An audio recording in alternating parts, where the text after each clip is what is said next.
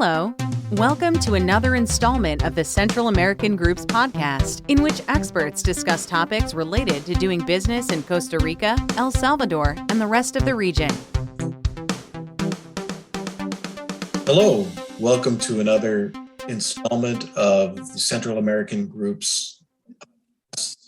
In these discussions with professionals from various realms, we talk about issues in Costa Rica, El Salvador, and the rest of the region. Today, we're very fortunate to have with us Karin Lachner. She works for the very well-regarded economic development agency in Costa Rica called Cinde. Hello, Karin, how are you doing today? And please tell us a little bit about yourself and your organization. Hi, Stephen. So grateful to be invited here and share a little bit of the thoughts from Cinde. My name is Karin Lachner. I'm the head of marketing and communications for Cinde. Cinde is a private, nonprofit, and non-political organization. So we're a very rare breed within our kind as investment promotion agencies, which mostly and most of the time are part of government. In our case, we work very closely with them, but our private nature has enabled us to work long-term strategies for investment attraction into the country. Now with 10 different government administrations.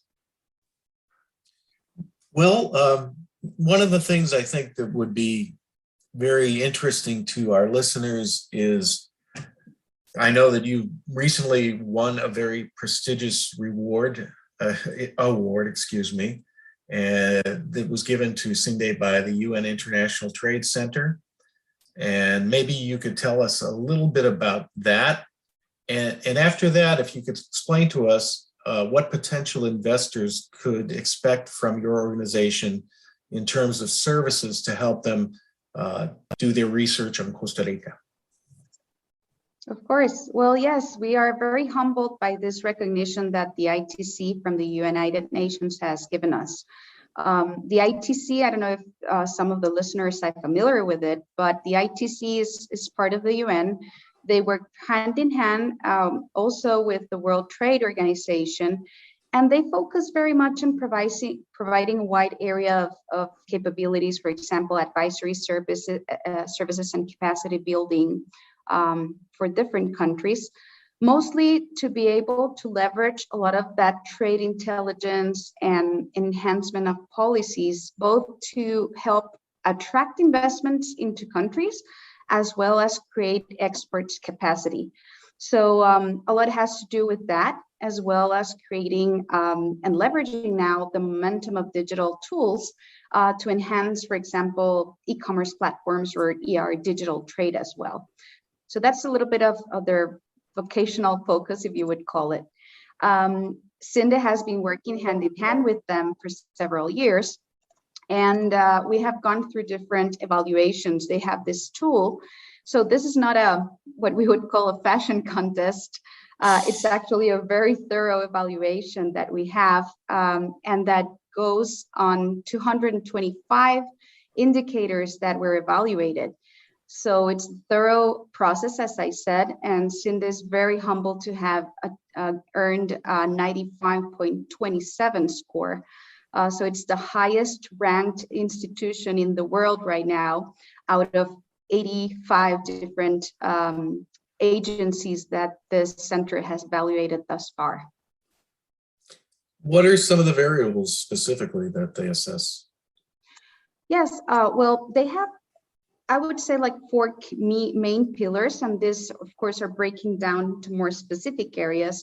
But one has to do with the leadership and direction that the institution has. So they oversee things like the vision and mandate, governance, strategy, planning and development, as well as implementation, or also a lot about risk management, of course, which is a newer or heftier area to assess, more so with risk management of unforeseen things such as the pandemic. The other pillar has to do with resources and processes, so how the organization structures itself and capacity building of its staff. as well as, for example, the financial resources or physical assets, or the quality and focus of the services that we provide to investors as well. The third pillar has to do with products and services delivery. So the relevance of the portfolio, how we manage and handle client experiences goes way deeper into this. The marketing and promotion of those services as well, how innovative we are able to be in that area. And a lot of the deployment of that, external communications, country branding, and the like. And the final one has to do with measurement and results, because of course, all of this has to be reflected in solid outcomes. So the way we structure our areas for defining scope or the quality of measurement of the things that we do, client satisfaction is a huge thing for us. So we measure it in several touch points that we have with investors, from initial agendas to RFIs, even when we help them create their inauguration or PR efforts to go once they do the landing into the country. So we measure those through NPS scores, for example. So it's part of the tools that they assess on achievement of results.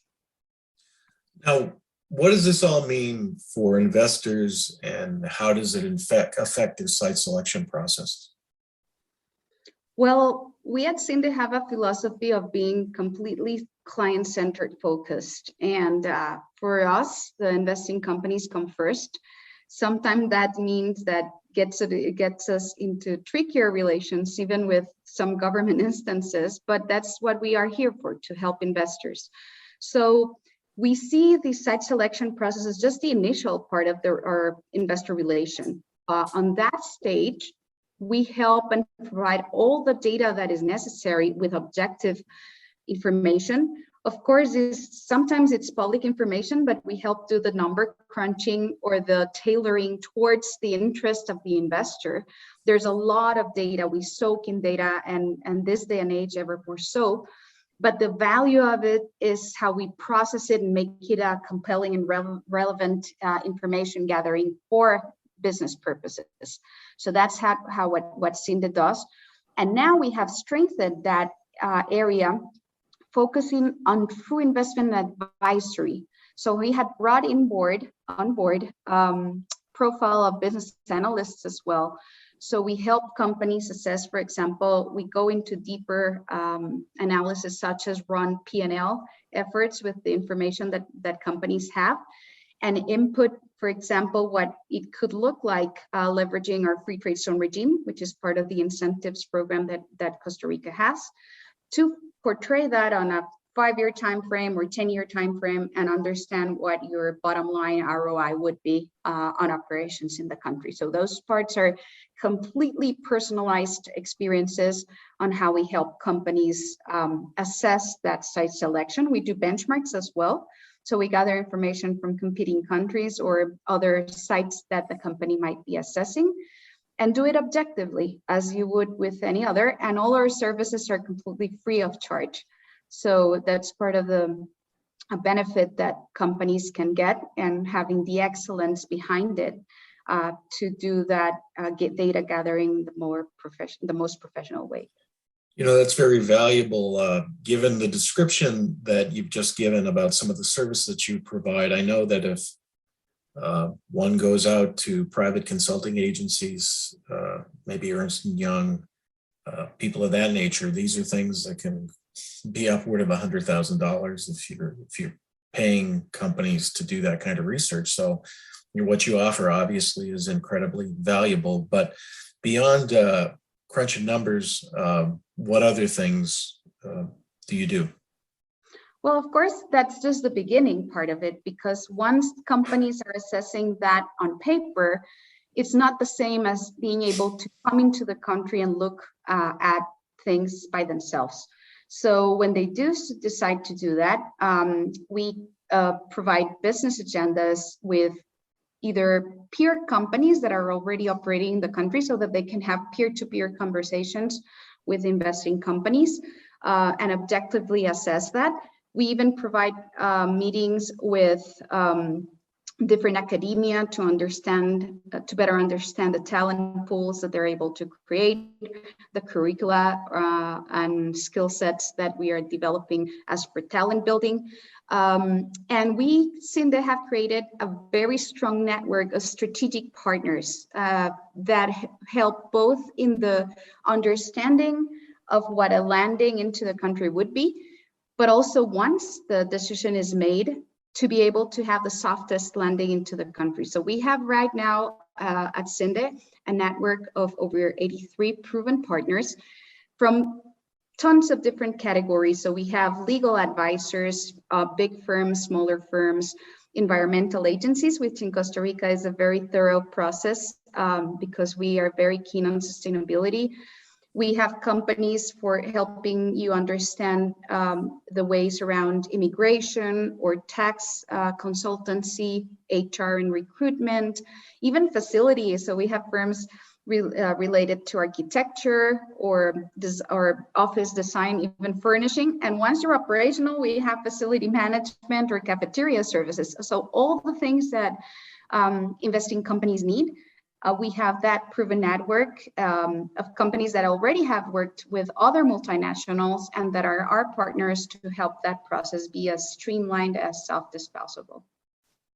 Well, again, these are things that are absolutely essential to being successful in bringing companies to your locale. And one of the things that is a testament to the quality of the work that you have done is that over the past couple of decades, Costa Rica has become the second largest exporter of medical devices in Latin America.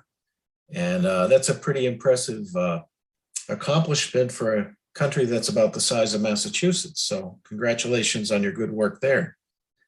Thank you. Thank you. It's been a very interesting process of capacity building into the country. And if that figure on MedTech is interesting, most interesting is to see that we also export more services than goods. So if that MedTech figure is relevant, our services, our knowledge-intensive services are a hefty way in that mix. We're the highest per capita exporter of IT and knowledge-intensive services in the Americas. And it's interesting to see because our processes there have also been growing quite a bit. So we export cloud computing, cybersecurity, ever more so right now. So we have a combination of this creative ecosystem converging medtech, digital tech, and of course, a long-standing industry in smart manufacturing and electronics, which are bread and butter right now and in trend. For maybe not all the good reasons that we would like to, but it's a global challenge, and Costa Rica is putting its part there on exporting electronics as well. So I have one question that I'm curious about regarding electronics. We know how important microchips are to all the devices that we use on a daily basis, and there's been a shortage of silicon chips in the world, and there's concern that Taiwan is a big producer, and if whatever happened with their security were negative, we'd be in a world of hurt with regard to availability of chips. I'm just wondering, beyond Intel, are there other companies that are looking at doing that kind of activity in Costa Rica at the moment? Of course, we have, Intel has the biggest mega lab of its kind outside of California. We have their R&D center here with over 900 engineers working on new development of R&D solutions for microprocessors. But we also have other companies and components such as Samtec, which is customized electronics as well. Zollner Electronics is a huge German company as well, which provides components and smart components to the auto industry, which are leveraged for the US. So Costa Rica is in itself a nearshoring example for years. It's just now becoming a more hotter topic now that the new nearshoring is taking place. But for us, nearshoring is our bread and butter. Companies come here to leverage the exports platform that we offer with the broad network of free trade agreements that we offer from here.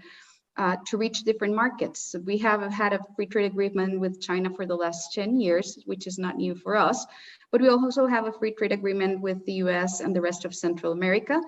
And we do have it with Europe as well. So we know that we are a compact economy and that we are open to trade. And that's what we've offered a lot of the partner companies that are investing in the country. Now, if somebody who's listening wants to get in contact with you to begin the process of exploring Costa Rica, how can individuals listening get into contact with you? I think the best way would be through our website. We have tons of resources with every investing sector of interest. We have listed there on our website the leads, the persons that are in charge of every sector within our organization that are the specialized people for each of the sectors. So we have medtech, smart manufacturing. We're a very dynamic thing that we're doing right now is new materials. We're creating a new project with IDB on a new materials hub for Costa Rica, leveraging all the biodiversity that is in the country. So that we also are working with that health and well-being area. So you can find us on www.cinde.org, which is our website. And then for each investing sector or the contact us page, it's a more traditional. And if you can follow us, of course, in different social medias as Cinde, the Costa Rican Investment Promotion Agency, we have representation there on LinkedIn and Twitter as well.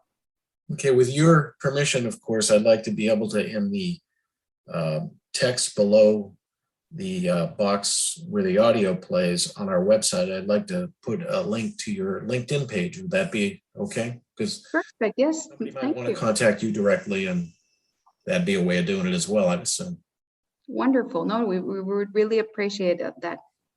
Well, thanks a lot for accepting the invitation to talk about what you have going in your organization as well as in your country. And we know that things will just get better for you. And we hope that you have a great rest of the day and a nice Easter season. You take Semana Santa off and enjoy the beach in Costa Rica. Well, thank you. Yes, it's going to be a lovely few weeks ahead of us. And thanks for the invitation of having us and being able to discuss this and so much more that we can offer to investors. Yes. Well. Thanks again. Thank you.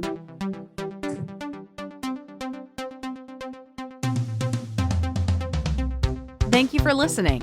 Sign up to receive the Central American Group's quarterly newsletter by visiting www.thecentralamericangroup.com.